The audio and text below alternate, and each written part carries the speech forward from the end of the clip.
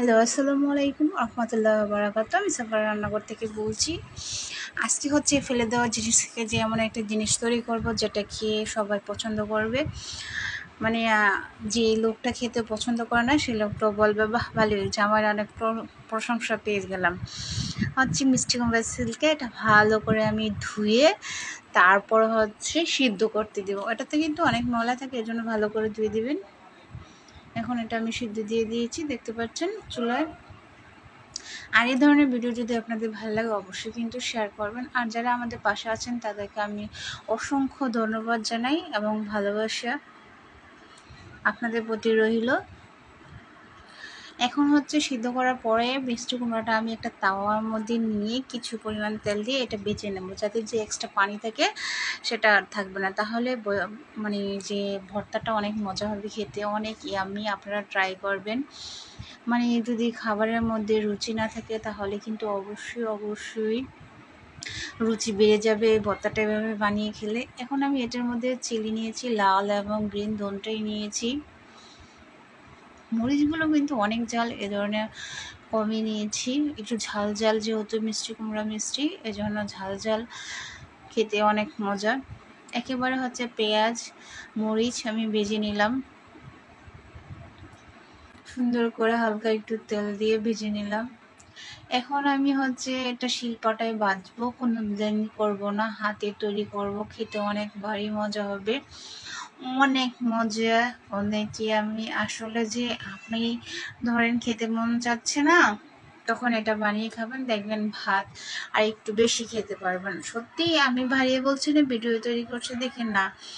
এটা আমি এভাবে বলছি যে আসলেই আমি প্রায় বানিয়ে খাই, যখনই মিষ্টি কুমড়ো আনি তখনই আমি এটা বানিয়ে খাই। অনেক মজা, অনেকে আমি খেতে অনেক দারুণ। এখন আমি হচ্ছে পাতিল লবণ, তারপর হচ্ছে মরিচ, ভাজা মরিচগুলো ভালো করে বেছে নেব। দেখতে পাচ্ছেন সুন্দর করে বাড়ছি। আর এদিক দিয়ে একটা স্ট্যান্ড বসিয়ে দিয়ে ভিডিওটি করছি, তাও আমার ছোট বেবি এসে নাড়াচাড়া করছে। আর অবশ্যই কিন্তু বানিয়ে খেয়ে জানাবেন কেমন হলো। এটা ভালো করে হচ্ছে তৈরি করে নেবেন।